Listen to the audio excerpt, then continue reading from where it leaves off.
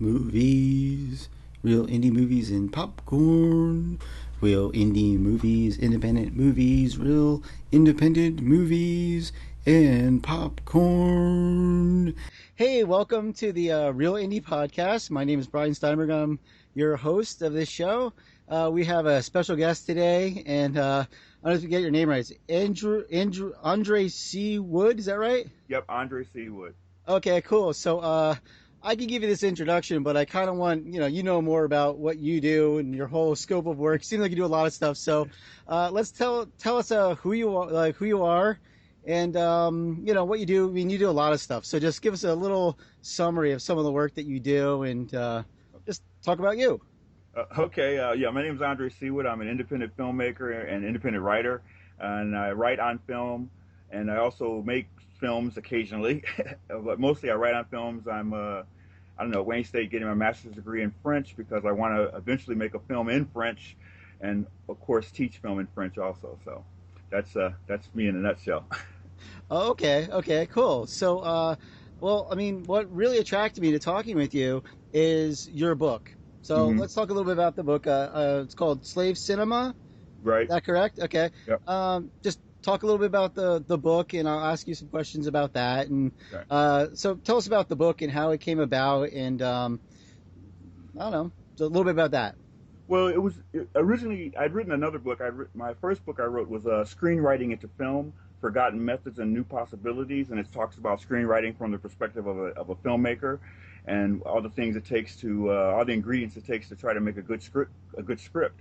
And at the end of that book, there was an appendix that I called Slave Cinema: The Crisis of the African American in Film. It was just a small part about independent filmmakers, independent African American filmmakers, and the troubles we have to go through both financially, morally, and aesthetically as we create our art and try to use the cinematic art form to its full expressive potential. And from that one part, I kept thinking about all the issues, and I ended up developing that one chapter into a full length book that's called Slave Cinema: The Crisis of the African American in Film. It's broken into three parts. The first part is about independent film. The second part is about five assumptions of race that shackle African Americans in film. And then the third section was on five stylistic errors that also shackle African Americans in film. And then in another edition, I added a chapter called Race Traders: White Filmmakers Who Make Black Films, which discusses specific groundbreaking films by white filmmakers about African Americans that have been overlooked by many African American critics and historians. So the book itself has been pretty well received. I started writing articles for Shadow and Act. Yeah, Through that's where Yeah. I've read that article. I wasn't able to read the book yet. I'd like to get a copy of the book at some point, but that's where I saw that article and it was really great. And let's talk a little bit about it. So what you say, I mean, the title of the article, Hmm. right, is the greatest lie ever told to the black filmmaker. So Right. let's talk about that. What is the greatest lie told to a black filmmaker? Well, in a nutshell, the greatest lie ever told to the black filmmaker is that African American films don't sell well overseas. This has been a consistent lie that's been preached by producers, executives in Hollywood, going all the way back from the golden era of black film in 1989 with Spike Lee and the others, all the way through to the 90s, even through to today. It's still being repeated today that African American films don't sell well overseas, and that's an outright lie.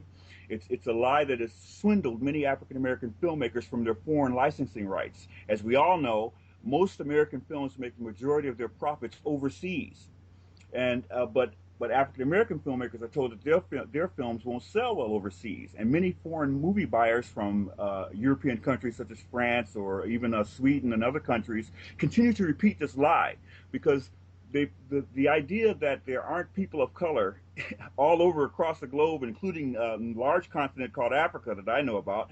There's a lot of people of color where these films could be sold, but by telling African American filmmakers there's no audience for these films, they the companies reap the benefits of the profits from these films by keeping the profits from the African American filmmakers. Well, I'm kind of new with the whole entire business of filmmaking.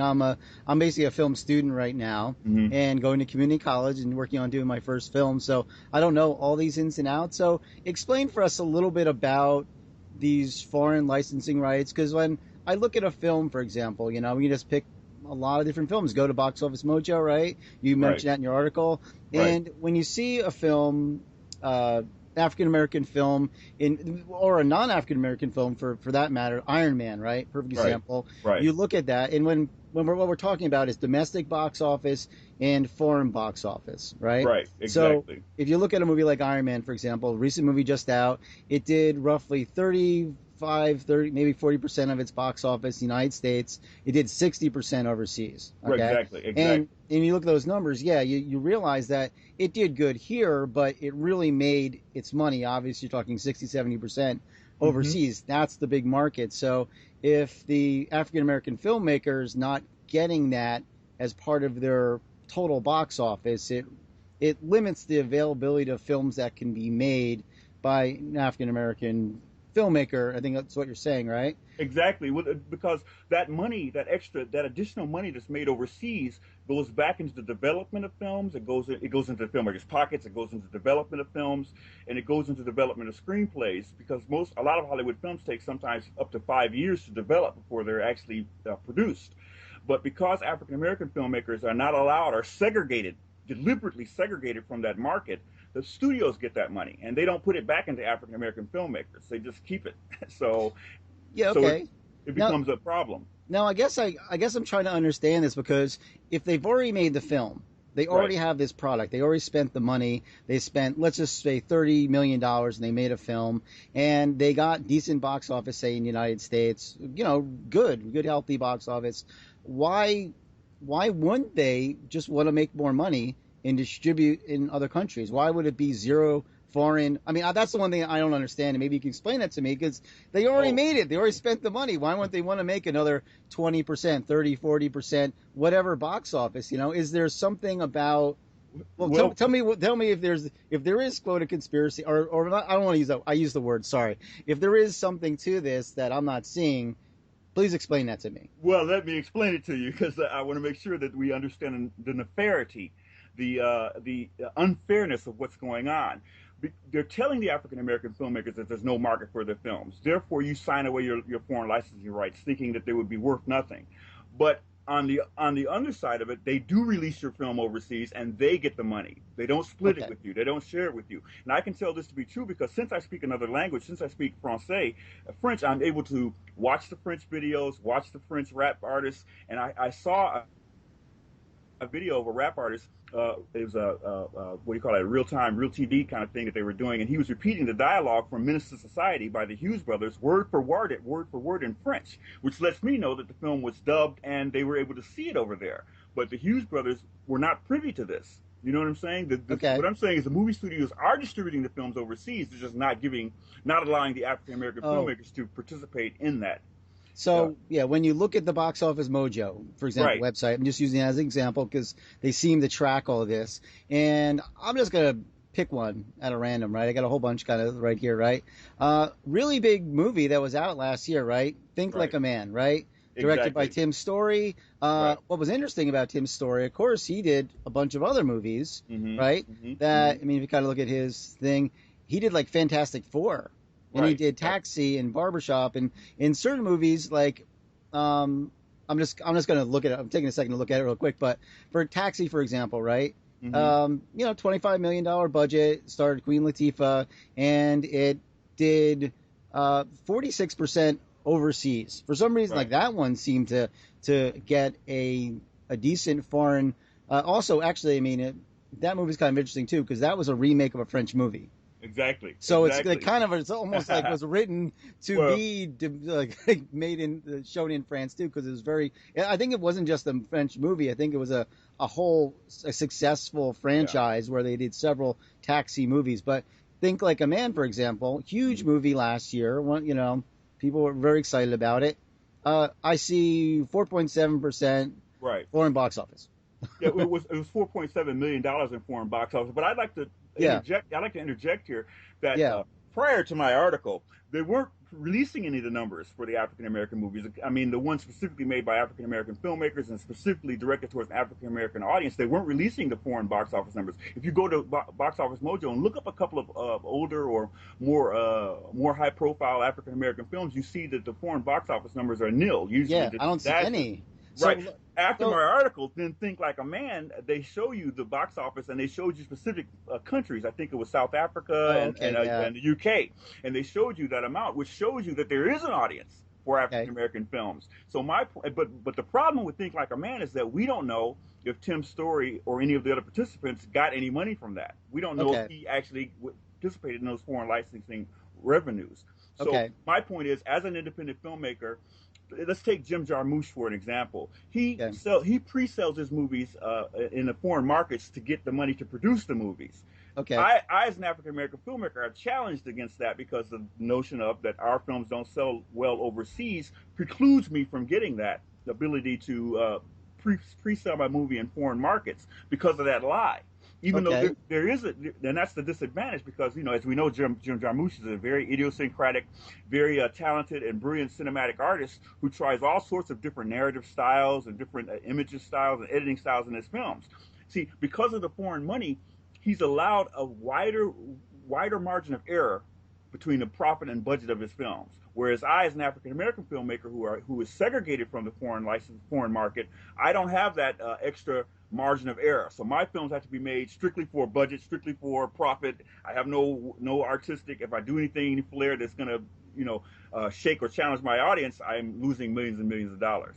So I don't have. That's what I'm talking about. We're put at a disadvantage vis-a-vis white filmmakers who have access to the foreign market, because the foreign market is what gives you the extra money, the extra wiggle room to experiment with style, narrative, character, presentation, in every aspect of cinema. That extra money, but we don't have access to it. So you're saying, though, I'm going to just clarify. You're saying that these movies are distributed overseas. There is a market for African American film. Because when I read your article, I was like, the thing that obviously made the most sense is that everything about African American culture is very popular everywhere. Yes. In the whole world, right? You're saying music, clothes, dance, athletes. I mean, you can just name the celebrity list. I'm not going to do that, but I mean, you can name that celebrity list of, African Americans that are iconic all over the world in different, I guess just partly, entertainment fields, and, other things too, but, entertainment fields we're talking about right now, entertainment. So certainly all these other forms of entertainment media, the African American, art is widely distributed, and people just love it and they whatever. So obviously, I was thinking like, well, why wouldn't these films be more distributed, or they're just not? And I was just wondering, like, well, before you answer the question, I was wondering, is there an idea that if more room was given to the African American filmmaker for a foreign audience, it would give up the screen space, maybe the limited screen space of the foreign market, so they can get Iron Man on more screens? Right. Is that a conversation? I just like, that's what I thought. Like, well, it is a conversation, but the issue is not so much just economics. It's about power and control. Power and control over who controls the images of African Americans that are seen abroad as well as domestically. And being an African American filmmaker, as a filmmaker, I want the power and control over my images. I want the power and control over the content of my film. But this issue about foreign licensing and foreign distribution strikes the core of how we are perceived throughout the world. And this is what the issue I've been having. This is what my book talks about. It's about power and control. They're controlling the ability of African American filmmakers to get their content to other people of color across the globe. So I mean, just let me give a brief example. One of the stereotypes as I started learning French is that there aren't that many black people that speak French. And that's not true, because the majority of people that speak French are people of color, because Africa was colonized by France, and there are a lot of countries all over the globe that speak French. So people look at me like, why are you learning French? I'm like, well, it's because a lot of people of color speak French. Your image of France is false. In fact, France is fully integrated with Muslims, Arabs, people of all types of colors, since North Africans, Sub-Saharan Africans, all in that country. But our image of France is controlled by the movies they export.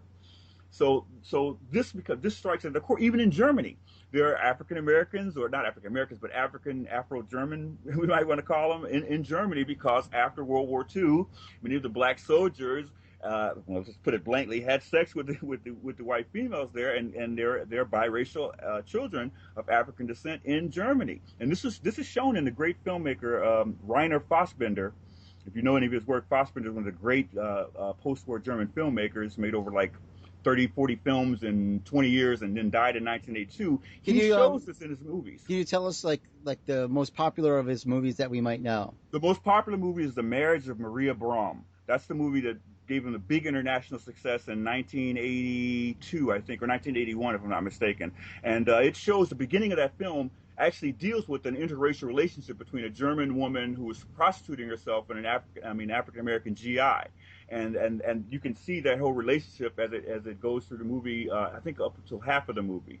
But also a couple of other films by him, one called Ali, Fear Eats the Soul, is really powerful work about an older German woman who falls in love with a North African worker, because there are a lot of immigrant workers who were brought to Germany when they were rebuilding Germany, and they stayed. Okay. And so there's a relationship that develops. It's a powerful, powerful film, because what Fassbinder did as a filmmaker, he was a social critic.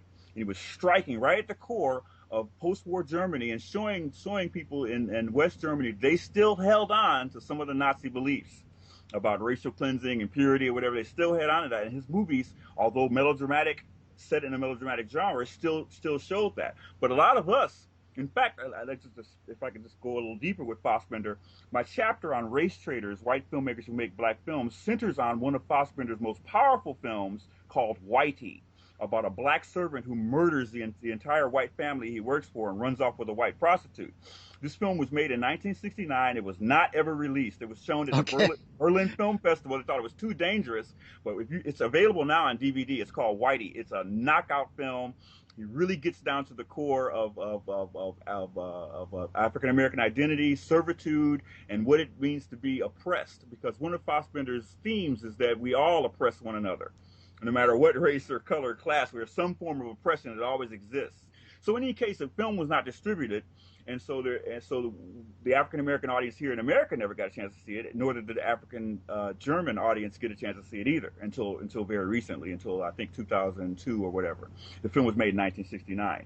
But all this coming down to my point about foreign licensing and going back to the article, The Greatest Lie Ever Told to the Black Filmmaker, is that they're playing on our own ignorance through the stereotypes that we have about foreign countries.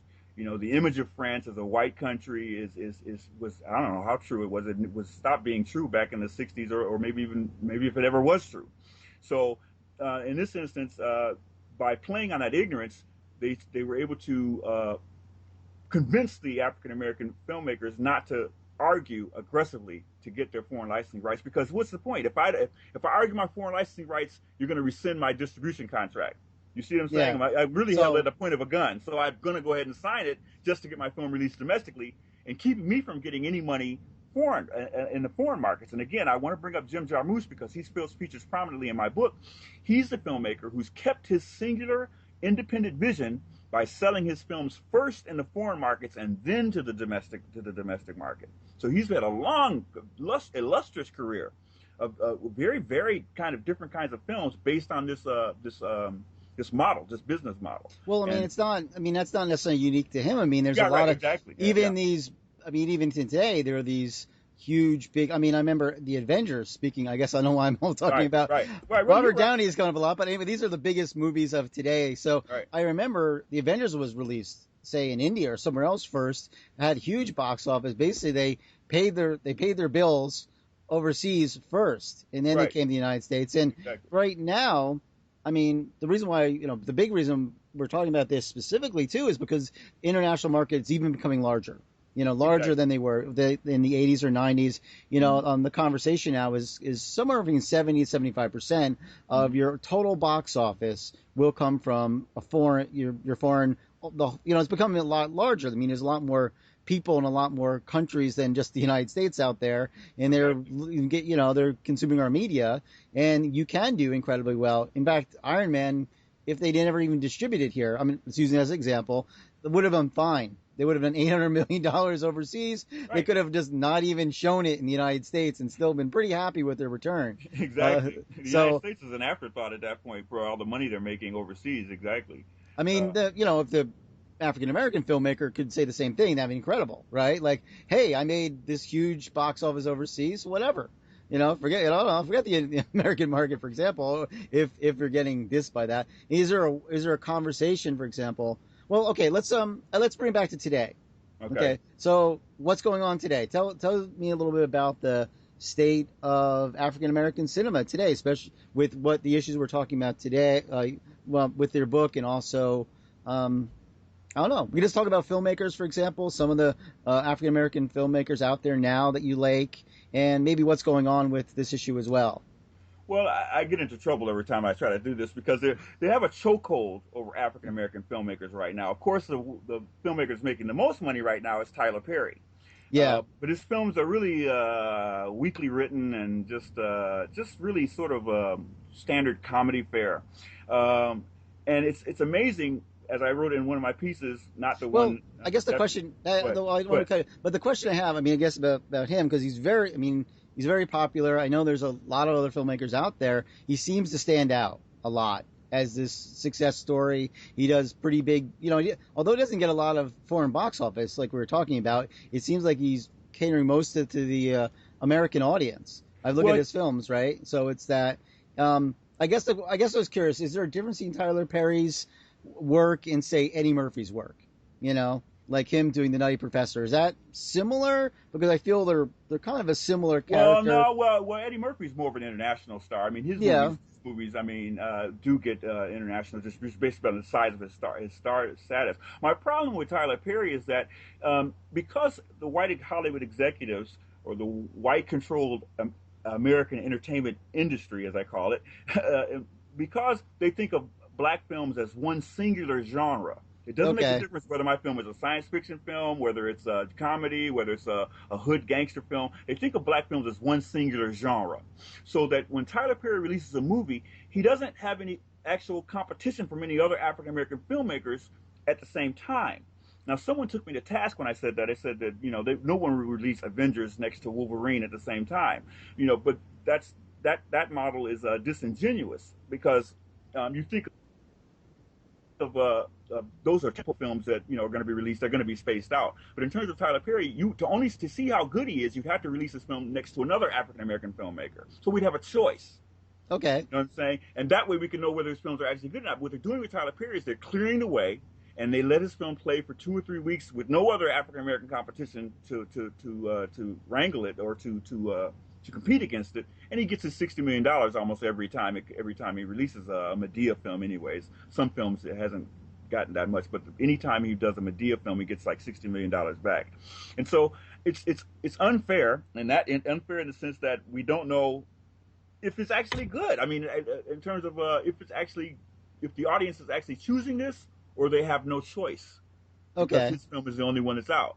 If we're thinking of African American films as a singular genre, but because one of the things too is that, as I talk about in my book, they think that the African Americans would not be interested in science fiction films, and I'm thinking like, well, no, because we made up a sizable audience for the Alien films, the Terminator films, as well as Prometheus. We were there to see that, so it's a ruse, an illusion, self-deception, if you will, that's being played upon.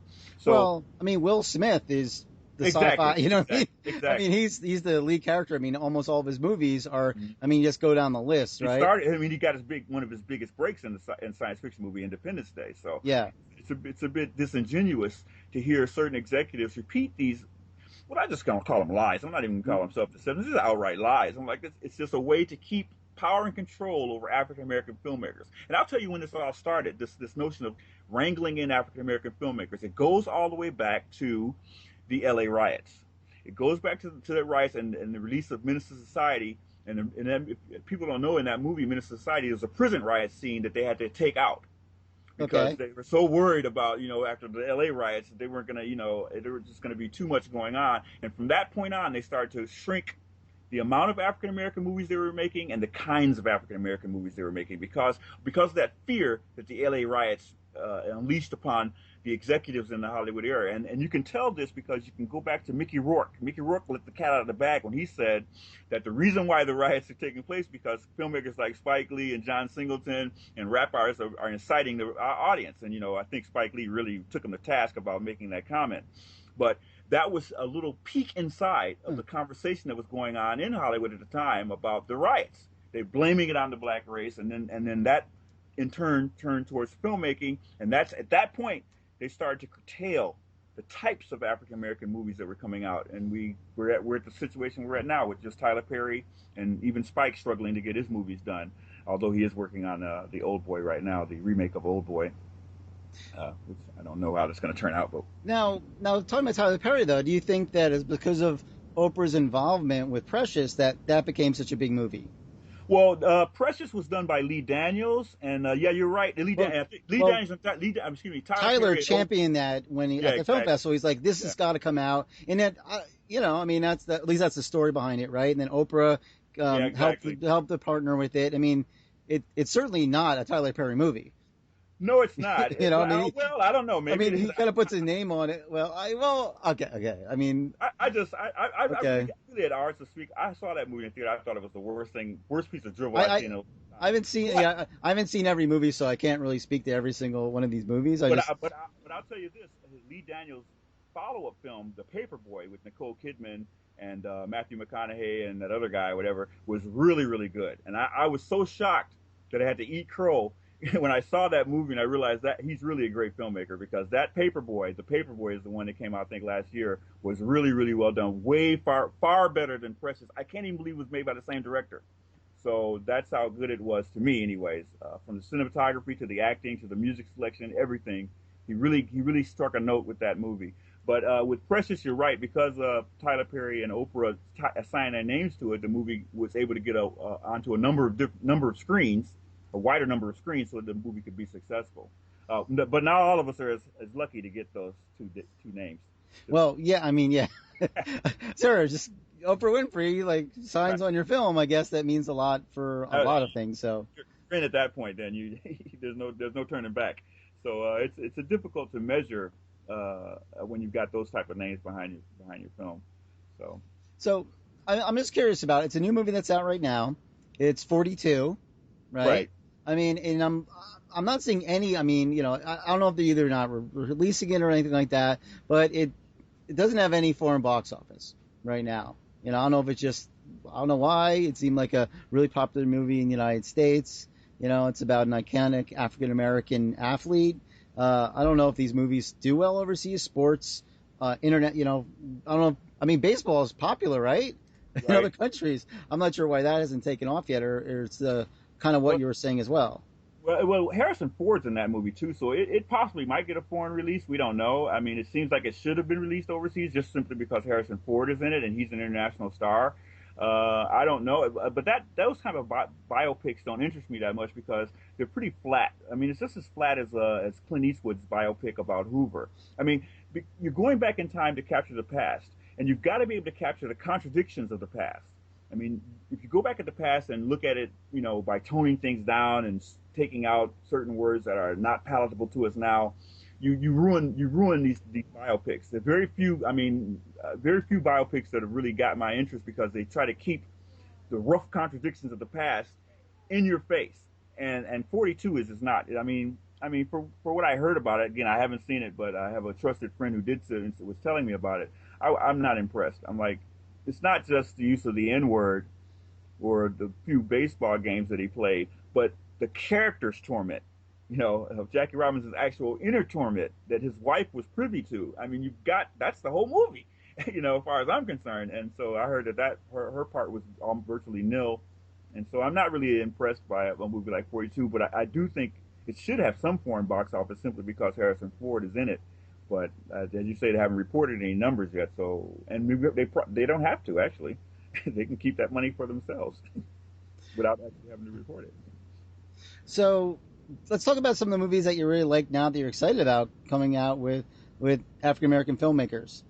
Well, Well, that's hard to do. I'll tell you a film I was well, I know expecting. you. Okay, I know you take issue with some Tyler Perry's work, so I guess I'm just want to get a contradiction of well, who do you like out there? Who's not? Who's maybe doing something that you find, hey, this is really great, and you want to see more of this. Well, I'm getting in trouble again here because the film I just Okay, recently saw that I really liked. I don't want to put you in a. I mean, I sound like I'm putting you in a corner. I don't mean to do No, that. no, no, it's no I'm just problem. a question. I figure we're talking film, and you're a film guy, so you Film must like some of these films. So I really liked was End of Watch. I wrote a review for it on Shadow and Act, the IndieWire website. It's End of Watch. It was by David Ayer, the guy who did the script for Training Day that helped get Denzel Washington his Oscar. It's with Jake Gyllenhaal and a Mexican actor. I thought that film was absolutely fantastic. It came out last September. I missed it. I thought it was just a standard cop drama. You know, who wants to see another cop drama set in South Central Los Angeles? And someone was talking about it online, and I went ahead and watched on Netflix, and it was a knockout movie because what it does is it uses the cop drama to show you to tell the audience about a post-racial a post-racial Holocaust that's going on right now, and that post-racial Holocaust is human trafficking. You know, a lot of immigrants are being smuggled into the country. They're working in sweatshops. They're working as sex slaves, and it's happening right under our noses. And this movie uses the cop genre, the cop buddy movie genre, if you will, to expose that. And I just thought that was, I said, you know what, that was the best way to expose this problem in an entertaining kind of film, if you will. And the film itself is really good. So it's not by an African American director, but I feel that the racial tensions between Latino and black gangs that's viewed in the film, as well as the situation between the two cops and the human trafficking, really make for a really eye-opening experience. So that's the film I like right now. It's old. It's not old to me, but it's old to everyone else. But it's good to me. I mean, I guess I'm curious too. I mean, how much of effect did that? Did the LA riots? I mean, is that something that's still happening right now? I mean, we're talking years later. Is it still something that's affecting the choice of the films that African Americans are allowed to make and allowed to distribute, if they are like a menace to society or even in that way? Well, Or let's just put our finger on. I was going to write a piece about in Shadow and Act about this very issue. The problem is they don't want African American filmmakers to make any kind of films about riots, and this goes all the way back to the '60s. This goes back to the great filmmaker Jules Dassin. He was an American filmmaker who was blacklisted and went to France to make movies, made some great French gangster movies. But when he finally came back to America in 1968, guess what kind of movie he made? He made an African American movie called Uptight, set in Cleveland, right after Martin Luther King's assassination. And the movie opens up with actual footage of Martin Luther King's funeral. It's a dazzling film, and it's about the impending race riot that was going to happen in Cleveland at the time. And it's a knockout film, but it was not released. It was released, but it was suppressed when it was released. There's another great film called The Spook Who Sat by the Door, written by Sam Greenlee and directed by Ivan Dixon, the actor from Hogan's Heroes, the black actor from Hogan's Heroes. It's a fantastic movie, but it was suppressed. It was released just long enough for the investors to get their money back, and then was suppressed because it contained a riot. And you remember the trouble that Spike had with Do the Right Thing because it contained a riot, and then I think a few years later, was the LA riots. So that's kind of the connection that Mickey Rourke was making in terms of the LA riots and the riot scene that was in Do the Right Thing a couple of years before. So the notion of a riot or any type of movie that would exacerbate racial tensions is the reason why I think Hollywood exerts such pressure and control over African American filmmakers. Mind you, that not all of us want to make riot films. I don't know why that's of any would be of any real concern, but their fear, it's fear that's generating this it's crucial power and control over African American filmmakers right now, to me, in my opinion. And that's why the LA riots is so important in figuring in the direction of African American filmmakers. Because right after that riot, that's when the decline in African American film production, or at least the distribution of the films, started to happen. okay, so I mean, it's hit me about that when you said that? As I was thinking about the film, this film is not rated. Are you familiar with that film?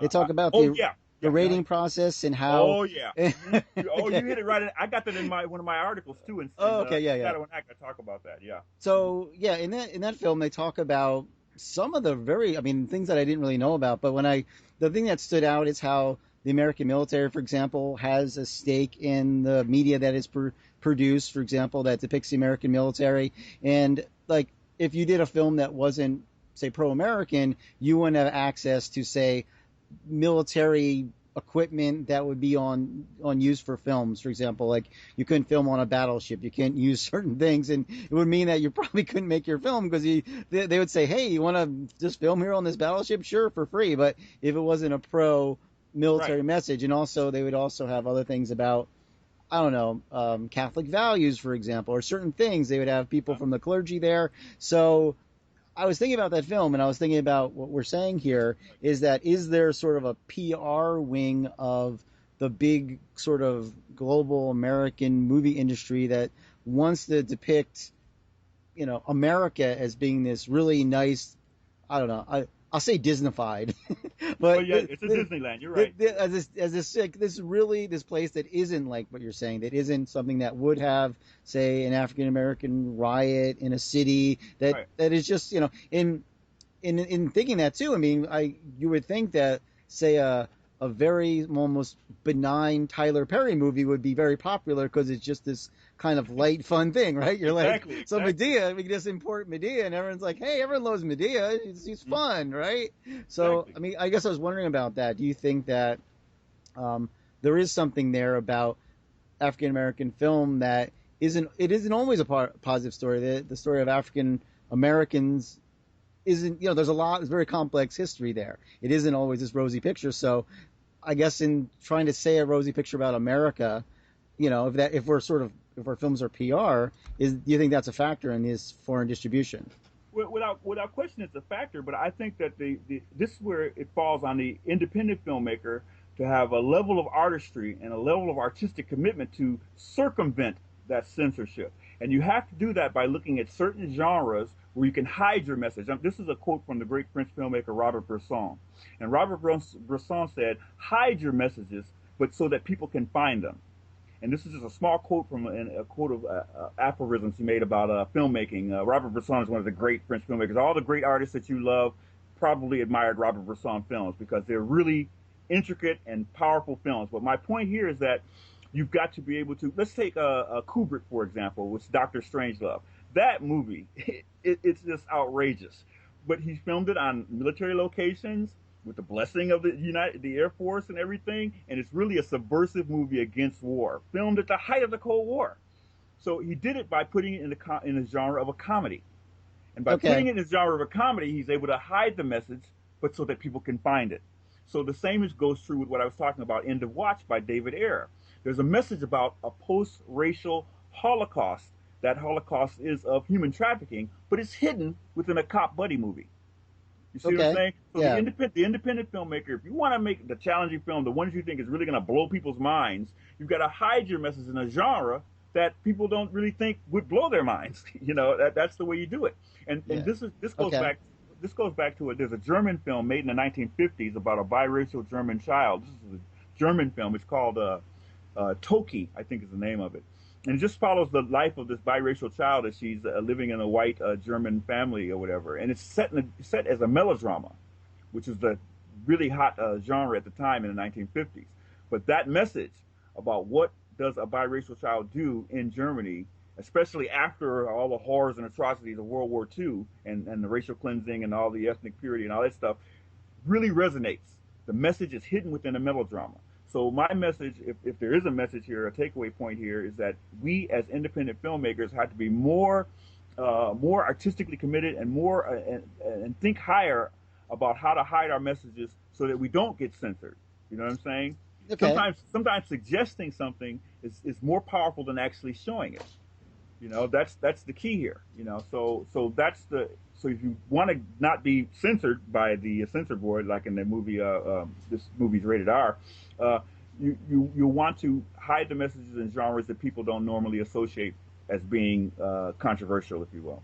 Well, so it's kind of like a Ray Bradbury thing, right, with Star Trek, where it was kind Yeah. of, oh yeah, okay, you've done that, Oh, right? Like, oh. yeah. So I mean, say, okay, it's in the future, so anything can happen. There could be, very ethnically diverse crew in the future in space. They can have certain people in leadership positions that maybe aren't considered acceptable by the day's standards. Saying, what is that person in that leadership position who's not, I don't know, a white male, for example, right? Hey, Brian, I'll go you one better. Okay, okay. As I wrote in a recent piece called "How to Read Black Classic Films," there's a film called Tamango, made in 1952, or I believe it's 1952, it might be 1956, with Dorothy Dandridge, and it's set on a slave ship, set in the 19th century on a slave ship. Where Africans are being taken from Africa to Cuba to be sold as slaves, but there's a revolt on the slave ship, and she has to choose between her white slave master, who she's have a love affair with, and the black revolt leader, as to whether they're going to go through with the revolt. This movie was made by a white filmmaker who was blacklisted by the House of Un-American Activities Committee, and he had to go to France and Italy to get the money to make this movie. And my question was, why would a white filmmaker who was recently blacklisted by the House of Un-American Activities Committee go out of his way to make an independently financed film about a slave revolt set in the 19th century? He did that because he was hiding a message about the unfairness between racial segregation and the treatment of African Americans in this movie set in the 19th century. He said it in the past. He said his message in the past. But the fact of the matter is, the slave revolt he's talking about is the revolt for civil rights that was going to happen Yeah. just a few years later. And I have to go even further, that many of the film artists who were persecuted by the House of Un-American Activities Committee during the 1950s were communists. They were told that they were communists, that this was happening because many of the communists were sympathizing with the African American civil rights movement as it was beginning. And so that's why they were being persecuted, and that's why this director decided to make Tamango. And this is why Jules Dassin came back to America once the blacklisting was lifted, and he made a black movie called Uptight, because that's what they were really upset about. The communists were sympathizing with the African American civil rights movement in the 50s. And so again, we see government collusion as well as racial collusion, keeping African American filmmakers suppressed and keeping these films from being widely seen, because Tamango was suppressed, as well as Uptight and a host of other films between the period of 1946 all the way up to 1969. A lot of films were being made that were being suppressed. They were not being shown, or not. If they were being shown, they would only be shown for a little bit and then taken out of the theaters. So okay, go ahead. well let's bring back to today though. Let's talk a little bit about no. Sorry, I history my thing. I know. It's like, wait, this is 50 years ago. Anyway, that's great. But it's like, okay, so let's talk a little bit about indie film. Let's talk a little bit about is there this sort of liberation because the technology is so cheaper, like become way down, right? The digital technology. And let's talk a little bit more about indie, because if you're going indie, then it sounds like a lot of the conversations we're having, it's sort of like, and it certainly happens in the African American film community, but also, I mean, it happens with, it's hard to get into Hollywood anyway for anybody. Right. It seems like a pretty small club in general. And I guess one of the things too, talking about maybe the current state of cinema. I don't know if you heard Steven Spielberg was talking about the implosion of the American film industry. Right. That thing is going around. Basically, here's the thing that I'm kind of wondering about, because the superhero genre is now kind of the thing, right? And a lot of these stories, the superhero stories, came from this time that, well, I guess I'm talking about history again, but it came from a time when there wasn't a lot of, I mean, of anyone except for white superheroes, but for example, right? There wasn't women who were superheroes. There wasn't a lot of characters written. If we're kind of feeding from that, drinking from the well of superheroes from the 30s, 40s, 50s, there's not a lot of African American superheroes that were written in that. There's not a lot of women. So I guess I want your take on that, the current state of cinema, given the fact that it's all about superheroes, and given the fact that there really isn't a lot of these kind of older franchised characters that you can even draw from that well that would potentially be one of these movies. I know there's a movie right now Will Smith just created too. Yeah. It's not in that realm of the Marvel franchise, the DC franchise, or I don't know, even like an indie comic franchise. Maybe it is. I don't know. But do you feel that's kind of potentially another way that's going to be hold back some of the maybe larger, big budget African American films? Well, I think that you've got to employ a strategy. There's a strategy I talk about in slave cinema called the development strategy. And the example of the development strategy is Independence Day. Will Smith was a secondary character in that film, and then through the narrative, he becomes one of the primary characters. In the science fiction film, because his character becomes pivotal to the discovery of the aliens and what have you. And this is a strategy that's also employed, I think, in Quentin Tarantino's movies too. I think I analyzed it was Jackie Brown. I also analyzed that where a secondary character of color, who's African American or of another race, becomes a primary character by the end of the movie. And that's the way, if I were an independent filmmaker or I were an African American filmmaker and I wanted to do a superhero movie, that's the way I would have to approach it. I would start my character off as a secondary character, not as a primary character, and then build that character into the hero by the end of the movie. This approach is very effective for female characters as well as African American characters and probably any other minority characters too, if you want to take a genre that's primarily considered a white male genre and flip it. But you've got to be careful and balanced in how you do it. And I talk about it very clearly in the book by using the example of Independence Day. And if I'm trying to find it here quickly, I know I must have been talking. I mean, about, Iron Man certainly does that somewhat, right? There's Don Cheadle's character, right? He's another exactly. Iron Man, basically. Exactly. I guess he's kind of the, I don't know. He's the partner. He's the sort of, I mean, I don't know. That there's the Iron Man, and then Right. he's an Iron Man too. And I mean, I don't know. I don't know what your opinion is, but do you feel it was kind of weird that they had to put his character in an American flag? No.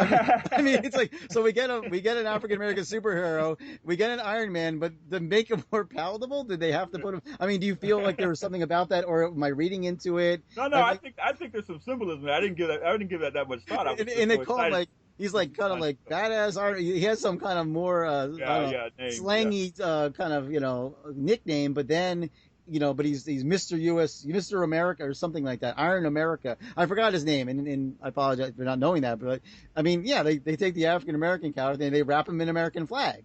Yeah, So to make it more palatable. Exactly. I don't know. I'm just asking you as we don't want to get into any black power thing, so I think that's probably why they wrapped them into a flag. But the point about superhero movies, I think that you were making earlier, that you were alluding to, was that there's a lot of them being produced. I think the comments by Spielberg and Lucas, of all people, to be commenting about this, I just think it's so ironic. They made the biggest money off so many blockbusters, and now they're complaining that too many blockbusters. I mean, if they're complaining, something's going on because they are synonymous with blockbuster American film. I'm a little disingenuous about what they're saying, but I think the point is that those huge summer tentpole films, which are usually comic book movies, do finance a lot of other smaller movies. That's the way it's been, and that's the way it's probably always going to be.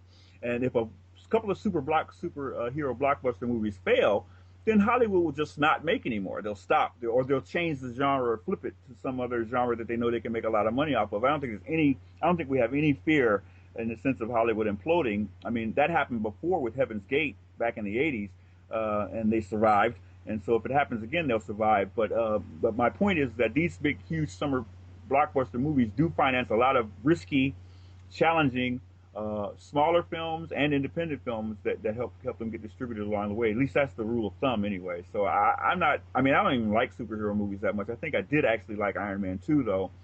I don't think I had a chance to see Iron Man 1. It's weird. But I don't really go for them that much. The characters are not fully drawn to me, but I guess the writing's getting a little better. But I'm not one to be the full judge on that. So. Well, let's talk indie though, because I go to a lot of indie film festivals, and I know there's African American film festivals out there, right? But Right. I don't really see how African American film necessarily weaving its way into the smaller independent market necessarily. I'm not sure if I'm just not noticing them in the brochures or anything like that for these festivals. But I just came back from the Maryland Film Festival, which is in Right. Baltimore. I go to the Traverse City one in Michigan. Michael Moore does that. So there's a lot of diversity of film within his film festival. So where does that fit in though? I mean, is that something it's being pushed more to do more of this independent stuff and kind of maybe getting into these art houses? Well, Like the Michigan Theater, right? Or the the problem is that we may have the ability to produce films, but we don't have the power to distribute and exhibit them. So that's, I mean, we can produce any number of films. In fact, we probably already have. There's a lot of great African American filmmakers making independent films that we'll never see, because the African American independent film festivals don't have the power of a Sundance, or don't have a channel connected to it so that you reach a wider audience. I mean, there is one African American distribution arm called Affirm, and they're releasing certain African American movies that do good on the festival circuit. But they only release like one or two movies, I don't know, every year or something like that, and then only for a small amount of time at certain theaters in small outhouses. Where, I mean, I don't even know how they survive, but that's what they do. So the issue is that the African American festivals don't have the power to get the films in the theater. Yeah, but I mean, we're talking about when talking about indie, though, it's the same thing, right? You have these small films, and they end up showing it, say, the Michigan Theater here in Ann Arbor, where I'm at, and there's other theaters, right, in the state. Whatever. We're not talking about like the megaplex. We're talking about the smaller market, right? And just the film festival market, the small film festivals like the Traverse City Film Festival, etc. And I guess I'm wondering. I guess I'm not feeling, because there's someone who goes to festivals.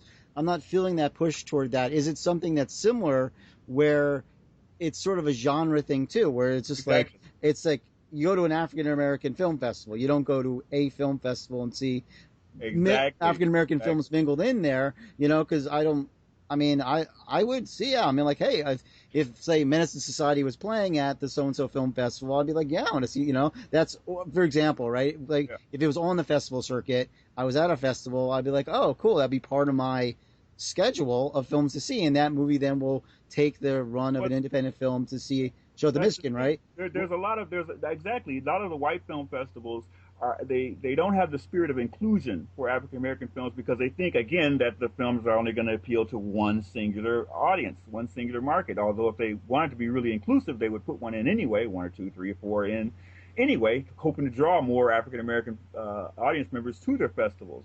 But I mean, you get into a sort of a blind spot, a sense of passivity. If you don't bring in so many movies over the years, you really don't even notice that you don't have that many African American movies in your festival. So it's a question of their sensitivity, of their sense of inclusiveness. If your Maryland Film Festival didn't have any African American independent films featured prominently in there, which they should be, you have to strive to do this. You can't just sit and wait. You got to strive to get more filmmakers to enter, more filmmakers of color, of different cultures and different ethnicities to apply. I got to look at the schedule, but I mean, this is Baltimore. It's like saying Detroit. It's like, I mean, of all places, but I have to look at the schedule again. I don't want to, point the finger at Maryland, for example. I have to look at the whole schedule, because there could have been. Oh wait, actually, there was a couple of docs that seemed to be breaking through, right? Within that, they just did another one about dirt bike riding in Baltimore. It's called 10-12. I gotta look it up, but it's like BMX riding, right, in the inner city of Baltimore. Right. Okay. Very popular documentary coming out, and also Searching for Sugarman, right? Yeah. I mean, that was a Detroit kind of documentary too, about how. Well, actually, let's talk. Do you know about that film? I just know about it. I haven't seen it. I haven't seen it yet. It's in the video right now in the library. I was going to check it out today. But it's a really interesting film, and it's something that maybe you want to look at, because I think it's what we're talking about. Right. Because Sugarman, right, is this musician, Detroit musician. He basically was working some job in Detroit, and they discovered him because he was really big in another country. Well, that's how it works here. But, so it's sort of like that's. I think it's going to be like that with movies, where someone's going to be like, "Wow, this movie." Someone's going to just discover, quote, an African American film. It's going to play great in. Just pick a state, pick a country. Suddenly, Spain is crazy about this film, and this filmmaker, whatever, wasn't given the attention in America, and then they discover him. He's like, I've been here the whole time. What are you talking about? I mean, because Michigan itself is so segregated. I mean, I like to call Michigan the Mississippi of the North, because it's extremely segregated, and that segregation is played a part into the decimation of Detroit as we see it now, because of this regionalism. This racialism that's going on for 40 some years, even longer than that has kept the races separate and is segregating us from each other, and so that you do have African American artists who are well known overseas and elsewhere, but not here. I mean, in terms of music, like the techno artists Derek May and Juan Atkins, they were known overseas, playing to crowds of 20, filling stadiums But when they came back here, nobody even knew who they were. They could care less who they were. And only after the Movement Festival in 2001 and a couple of other festivals did we finally now acknowledge them. But they had been making music since their late 80s. And it's the same thing with jazz, right? I'm friends with yeah, exactly. I mean, and that was like, I mean, if jazz was kind of going down in America, and then they would go to France and they would be celebrated beyond what they've ever been celebrated in the United States. So that's just something peculiar to this region because it's so segregated. I mean, because like I said, my films have won awards in Los Angeles and have been played in Chicago and other places, but I don't get barely any press here at all. Only certain articles have been released about my work, and it's fascinating to me how you can do all this effort and be known elsewhere, but not in your own hometown or not in your own home state because of the segregation and the racial. I don't know what you want to call it, racial fractionalism that's here in this area. But that's Michigan for you. So what can we do? So what's the strategy? I mean, you can make films relatively, lower budget potentially, outside of the studio system. So what's the strategy you're trying to break through with this? You're saying it's still pretty much where it was when you wrote your book, right? Is that what you're saying, or has anything changed? Or we end this on a really good note here. Well, I think I'm trying to find this exact quote here where I can actually end this on a good note. Well, I'm not making it, but I'm just saying or just something to think about, like something prescriptive, maybe something that we can think about toward that, or maybe we can pursue for people who are interested in film. We can pursue seeing more independent African American film, or try to find ways to check it out. The first thing you should think about is it's from a book called The Biz, The Basic Business, Legal, and Financial Aspects of the Film Industry by Schuler M. Moore.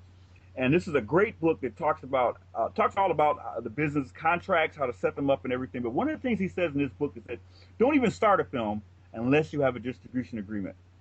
Because it doesn't make a difference if you make the film. If it's not going to be distributed, there's no point. And because a lot of people's dreams have died on this very point that he's talking about. And since since that's the best idea, you got to have a distribution agreement. Should have a distribution agreement before you make the film.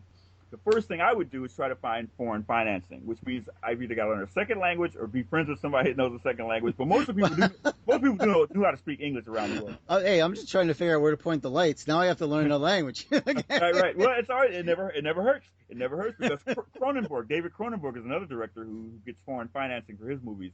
As the Cosmopolis was recently out, and he's done a History of Violence and a host of other movies. He does his movies that way. He secures the foreign financing first, and the foreign distribution, and then goes ahead with the production. So I would look at it that way. Don't think of the domestic audience, the domestic market, as your only market. Yeah. Because film is an international medium. So once you start to think that way, not only will you start to write differently and make different choices in the types of movies you make, but you also will be able to secure the financing elsewhere. And by securing overseas financing, it allows you to be a little bit more critical about your own country, because now you don't have to worry about, the big guys shooting you down. So if I were an independent filmmaker, the first thing I would start thinking about is how is my film going to appeal to an overseas market? What can I do to help it appeal? Okay, so you're talking about even getting into more of the artistic end, where, I mean, because that's the thing about, like, I just bring in Iron Man a lot, because what we're seeing, though, is these kind of, I guess I feel, these culturally watered down movies that will appeal to such a broad spectrum of people, but I guess you're saying potentially you could just say, well, let's say, I don't know, London and Paris. You can say, I mean, I know Woody Allen, for example. Woody Allen seems to be... that's a very good example. Woody Allen basically, because he was a New York guy, right? Now, his last two movies, right? Midnight in Paris, right? To Rome with Love. And then when I saw To Rome with Love, I watched it, I realized this is kind of more of a Rome, like a Italian movie.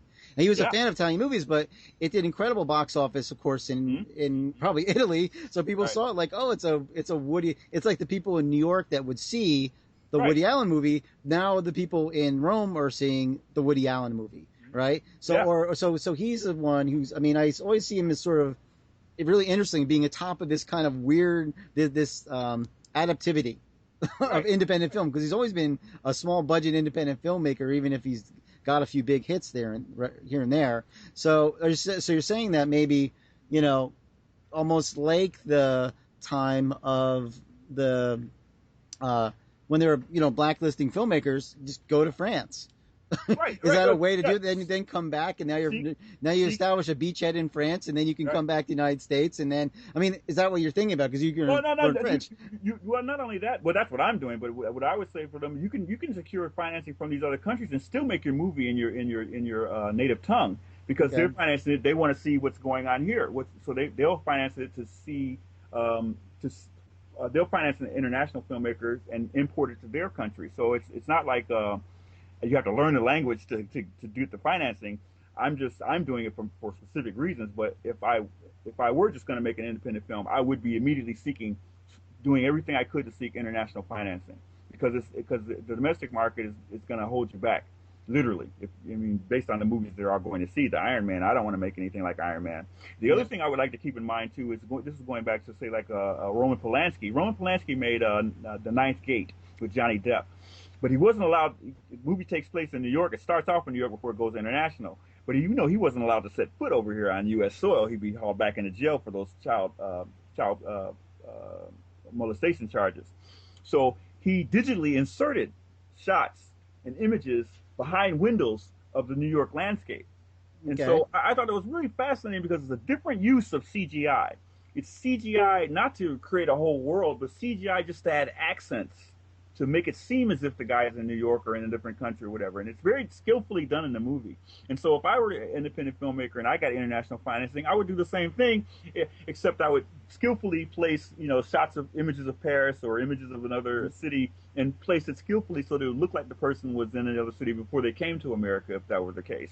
So, I mean, you got to look at some of the great filmmakers and see how they were able to circumvent certain censorship and economic censorship problems. And the two filmmakers I'd like to suggest, if we're going to end on a high note here, and again, this is going back in the past, but the past is how we learn about the future. It's Orson Welles and Pier Paolo Pasolini, the great Italian filmmaker. Orson Welles, when he was, basically blacklisted away from America, he made several films with European financing, The Trial, and a couple, I think, Othello, and a couple of other movies, and he had to do them piece by piece over a course of a number of years. But he was able to seamlessly edit these films to make it look like they were all produced at the same time period. Study the way he made his movies, because in the way he made his movies is the key to how you circumvent political and economic censorship, and it's specifically relevant for an independent filmmaker because, I mean, had every type of obstacle thrown at him, but he knew how to place the camera and where to edit to make his films look like they were seamlessly put together in one production time period, as opposed to being spread out over 5 or 6 years with different financing from all over the place. The Trial, the movie he did based on Franz Kafka, is the movie to watch. Look at the camera placement and look at how he moves the camera and the use of sound to stitch together shots that were taken years apart. And the same goes true with Pasolini, because Pasolini worked with Orson Welles. They worked together on a short film that Pasolini did. And when Pasolini got in contact with Orson Welles, he learned from him. And from that point on, every film that Pasolini made after that was an international success because he learned how to use international financing and place the camera in certain ways where he could gather shots from all over the world at any different time period and make it seem like it was one seamless time period. So those two filmmakers, along with the digital use, the work of use of digital cinematography in Polanski's work, point the way for how independent filmmakers can get international financing and still get their visions across without being censored by the powers that be, if you will. I thought that's one more thing out. How about using international cast? Exactly, exactly. Because my film, I want to use the great French rap artist Lafouine. Lafouine is a big French rap artist right now. He knows all about American music, and he speaks English too, but he raps primarily in French. And I want him in my movie because I already know he's going to open the door for a huge international market, both in Africa and in France, as well as Belgium and any other French-speaking country. But also for the fact that just having him in there, and having him in the film for the international ambiance, if you will, for the story. So you do have to. I would look. I mean, you just got to think of it as, even though we think of it as an exotic locale, they have the same heroes and stuff that we have, more or less. So you can, find the right actor, the right person to put in your film, who probably won't even cost you that much. I'm sure when I do cast Lafouine, he won't ask too much of me in terms of money, because it's a chance to be in an international film, Oh yeah, so that's the thing though, because it's like I think of these independent films I saw at these film festivals. I figured, well, if there's an indie star in another country, just bring them over here if they're used to working kind of this new Kickstarter model, sleeping on the couch kind of thing, Right. like being like, hey, long days, not a lot of, but yay, they get to come to America, and we get to be in an American film and now American audience. So I was kind of playing around with this idea where there is this international exchange of talent, but also of that kind of networking where people were saying, hey, that person's big in say London. Right. The Right. movie's gonna get into the at least if we're talking like small distribution, the Michigan theater version of like London and all over all over London, and then who knows, it could maybe take off from there. But Well, that would be no. What you just said was a very good theory because if you say you created a sensation by casting someone, a London actor or whatever, and you were able to get it to cause a sensation at the London film festivals, the festivals overseas, you would get your domestic distribution just based on the sensation you caused over there. That's the perfect model. That's the Cannes Film Festival too, right? I mean, not only you have an international star, but you got to remember in Europe they take film much more seriously than we take it here in terms of an art form. So you'd be able to with your UK star or your French star or whoever it is, you'd be able to create that sensation in those festivals that would get you a domestic distribution deal. That's what I'm saying. That's a perfect, and then you can use that model that the filmmakers who made The Purge, they used a model where they didn't pay any of their actors any of the scale amount. I think they paid them scale, but they didn't give them any trailers or they didn't provide any food on the set all the time. They basically stayed at the filmmaker's house. So Ethan Hawke was camped out in a tent in the backyard? No, he camped out at one of the filmmaker's house. He slept on the filmmaker's house. Oh, yeah. He's committed to making the film. So they made the film. They brought the film in for less than $3 million, and the first weekend, where they make $30 million or something like that, the movie's paid for itself. I mean, it's sort of an example where you can have a low budget movie take off, but the big thing about The Purge, I feel, it's sort of a kind of a weird, it's almost a misnomer. It's certainly not an indie. It's an indie budget, but it was given 2,500 screens. I mean, that's not, arguably if you we're talking about like Tyler Perry or other films, if you are given, like your movie's given 2,500 screens in The Purge or Iron Man, it's like, hey, more people, it's going to be more screens as opposed to 200 screens that play a couple indie houses, that play at the Michigan, play at Detroit. Now you're getting down to the semantic issue of what is an indie film. Well, because it's an indie budget, but it's not an indie release. Right, exactly, so 2,500 screens is a big budget, a big budget distribution rather, and they made it on the cheap, which obviously they got all their money back, but it's like, and you look at, what is it? Bloom, right? Bloom's other film, Paranormal Activity, right? Exactly. Oh, wow. We're talking $15,000. He could have, whatever. He sold his car. He made, that thing did millions of dollars, right? I think he did 200 million or something like that. I can look it up. I mean, with the numbers, it's not the budget; it's the distribution, right? Right. It's that Exactly. screens. You're not given the screen, so you could make your movie on your iPhone or for nothing with friends or the most talented people. Character actors in the Detroit metro area or even the country, it may not cost anything, but if you don't get those screens, so The Purge is kind of an interesting example that because all my friends are talking about it at school. They're like, I want to do it. I want to make a low budget movie and get a deal, right? And it's like it's sort of the dream right now. Everyone wants to do a zombie movie. That's the wrong way of thinking of it, though. It's not that I want to make a low budget movie. No. I'm saying they should think to themselves, I want to make a great movie on a low budget. That's the key to that because the movie, the story has to be good or compelling, if you will. Well, the budget I think is not really the conversation as much as the distribution of 2,500 screens. Right. So that just gives you so much economy of scale because if you took that same number, $3 million. And we took it to an indie level distribution of, say, 250 screens, right? And we took the amount of money it made by the same thing. They wouldn't make $30 million. They would make, say, that $3 million. Still really good, and it kept kind of rallying from there. But, if you took the economy of scale down to 90% less screens, then A Purge wouldn't be that kind of mega success. But let's not forget he also had the success of Paranormal Activity. Yeah, he had 4 other films behind him. So but maybe Paranormal Activity is a better example. But that $15 million Blair Witch, it seemed like the Blair Witch model, right? But the question is, about Mumblecore, the Mumblecore movies? Is there? No. Okay, yeah, Mumblecore is kind of this newer scene where people are just making these kind of movies on just digital cameras, and they're kind of really low budget. Anyway, but I was wondering, is there kind of a scene right now where there's just like really ultra low budget, African American film out there that's just kind of being, kind of coming to the surface that we're going to start to see?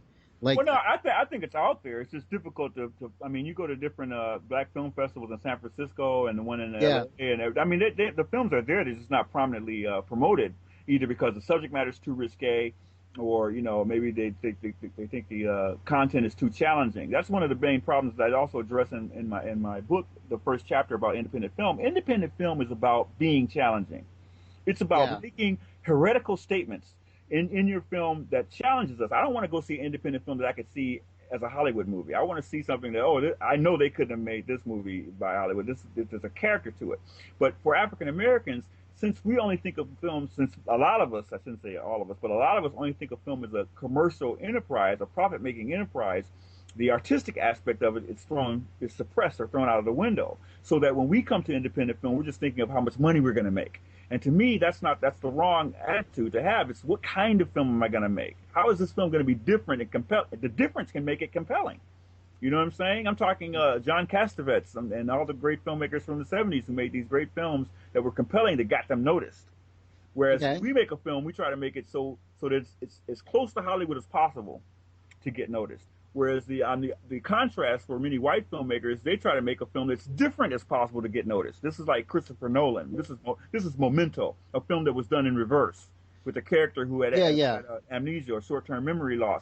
You see what I'm saying? That type of narrative risk taking is not something an African American filmmaker is going to entertain, because some of us only think of film as a profit making enterprise, whereas as opposed to an artistic enterprise. Well, even so, to kind of like bring it all back though, without that foreign box office or without that, say, foreign investment that you're talking about, you don't have that safety blanket Yeah. to make a film, because you don't have that extra cushion of potential income coming in. So it's got to be a hit in America, and it's got to be something that, I don't know, present day America feels that they want to see, you know, Yeah, so whatever that means, in African American genre film, or just, I don't know, I would say genre film, but just, I don't know, it has to be something that people want to see. That it's, I don't know. You talked about the whole riot thing. I mean, I don't know if that's like people want to see that or not, or well, not that they want to see it, but I mean, I think that by getting rid of that notion that I'm only appealing to an African American domestic audience, by getting rid of that notion out of my mind, I'm already opening my artistic creativity, my artistic vision to be more yeah, challenging, to be more in detail. I can't, as an independent filmmaker, I cannot be just concentrating on the American audience. Clearly, Hollywood isn't, because they're making most of their money overseas. So why should I? I should be concentrating on how can I get the most money overseas? What kind yeah. of film can I make that I know I can probably sell overseas, and then let the domestic distributors come to me. You know what So, I'm saying? so I just getting back to that though. Do you feel like because there's so much of the numbers overseas, right? And Right. that there's it's like 70%, 75%. Do you feel like pretty soon there's going to be this switch where people aren't making movies for an American audience, that they don't really care because it's such a small percent? If I'm like, if I'm selling cookies at a, at a Right. table, and I'm 75% of them are, say, chocolate chip, right? And Right. I'm like, I'm going to stop making the oatmeal. No one's, screw it. I'm just going to Well, make chocolate chip. I could sell more of them. I'm not even going to bother with these other ones, well, right? I think that the what's going to happen is that you have a bland type of movie come out that will appeal to both audiences, domestic and foreign. And but you Like know, Iron Man. I like Iron Man. But Exactly. Iron Man wasn't. I thought it was okay. I'm not gonna diss on Iron Man. Right. So I don't know if Well, some well, studio something. wants to give me a job. I don't want to actually burn my bridges there. But Yeah, but it was good for certain things. I mean, Robert right, Downey Jr. is an independent film actor, right, which is very interesting. Who's now the biggest blockbuster actor, but he did. He's indie. He's an right. indie guy, man. You know, Well, yeah, you've seen yeah, some of his I stuff. guess. Yeah, well, what I'm trying to say exactly is that they'll make a bland product that'll appeal to both domestic audiences, but that won't appeal to all of the audiences. So you'll still have some wiggle room to appeal to an audience who's looking for something different, because there are people looking for something different on both sides of the ocean. It just seems as if everyone wants the same thing, but in actuality, if given the choice, some may choose the other cookie, if you will. Okay. the mint chocolate cookie as opposed to the chocolate chip cookie. So you've got to be able to. I mean, it's a matter of your optimism and keeping your own optimism and realizing, again, the takeaway point here is that as an independent filmmaker, African American or otherwise, I'm not only appealing to the domestic audience. I have a Okay. huge international audience out there, and I got to make sure that if they won't take my movie here, I'm gonna try every country that I can get my hands on, so I can, somebody let me in, and that's the way you've got to approach it because you will get tripped up if you only think about the domestic market because they got this market sold up. Yeah, because it's well, I mean, it's like that old expression, like it won't play in Topeka, right? Right, right. So it's like Topeka, like that's the sort of. I mean, I'm not okay for anyone who hears from Topeka. I'm not saying anything bad about Topeka here, but it's just saying like instead of saying, well, geez, what we're talking about, I think, is saying, hey, it's going to do great in New York, right? If it does great in New York, great in Detroit, great in Chicago, etc. Why won't it do great in Paris? Right, London, wherever, right. other big cities, Tokyo, I don't know. Let's pick a big city. I mean, if it's a movie that would appeal to a certain audience, why wouldn't it appeal to, Belgium, Berlin, Right. I mean, you can have a career just in Berlin. I mean, certainly someone can be a filmmaker and just show in New York and probably be okay too. Right, right, I mean, right. Woody Exactly. Allen's made most of his career just appealing to the, tri-state area. Exactly. So it's a matter of to me, it's a matter of keeping your optimism and looking at the business. I mean, and we're probably running out of time here, but Yeah, yeah. I know I'm running out of Thanks time. for your time. I appreciate it. I don't know if we've gone over, but Yeah. I appreciate your time here. But you got to look at how the industry's reinvented itself. It moved from horizontal affiliation, where the studios control distribution, exhibition, and production, to to horizontal affiliation. That's where the studios now own the television stations. They also have part ownership in the Yeah, cable yeah. networks. So they're fudging the numbers a lot. But I'm not gonna. It's too deep to get into in terms of that. But Universal has part ownership of NBC, which has part ownership of MCA, and Disney has Yeah.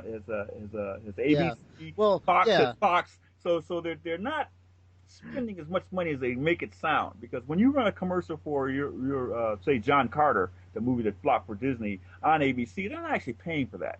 You know what I'm saying? Those are called promos. Because Yeah, yeah. how are you going to charge the company that you own money for showing the movie that you made on that same channel? So there's a lot of fudging numbers going on. Hollywood's a very interesting place Yeah. in Well, it is, terms of its financial numbers. I But mean, there is this consolidation, and with that, I think the independent movies are going to have to innovate to get around what seems to be a smaller and smaller right. group of people who make the decisions for everybody on what media that's Mhm. allowed to be made or allowed to be consumed or distributed throughout the world. So, uh, okay. But yeah, so you got to keep in mind that there are other people that notice this too and are fighting against it. So and they're not just here in America; they're elsewhere. There are other companies that are really tired of big American conglomerates taking over. So they might be interested in taking an independent American film just for the sake of pissing off the powers that be. Yeah. Okay. So and they're out there. So don't get me wrong. I'm not talking just spitting in the wind here. There are actually companies that are out there doing that. So you've got to have your ear to the ground and you've got to make sure you keep your eyes on the international market. And that's probably my final word here. Okay. All right. All right, man. Well, Yeah, it's thanks, fun Andre. talking to you, man. Yeah, Yeah, just sign off, say just who you are, and hey, we're talking with here today. right. This was Andre Seewood, author of Slave Cinema: The Crisis of the African American in Film. Also, the author of Screenwriting into Film: Forgotten Methods and New Possibilities. I'm an independent filmmaker and writer, living and working here in Detroit, Michigan. Not for long though. I'm Just gonna be in until France. Okay. as Viva, soon as I finish my degree, man, I'm out of here. Viva And la France. I've only got 2 more semesters, so that's me. So, All but right. I'll be around, and you can check out my articles on the Shadow and Act website on IndieWire.com/Shadow and Act. They have a lot of my articles on there, including the one we just talked about today, the greatest lie ever told to the black filmmaker. And this guy is an incredible historian of film. Yeah, I yeah, I guess I am. think we talk more about 1950s maybe than 2013, but it's Right. okay. Okay. Thank you for Okay, your man. time. Appreciate it. And hey, good luck. I got to probably these. Hey, check him out. Check out his book. And thank you. Thank you a lot. Appreciate your No, time. no problem, man. Take care. All right. Yeah. Thanks. Movies, real indie movies and popcorn. Real indie movies, independent movies, real independent movies and popcorn.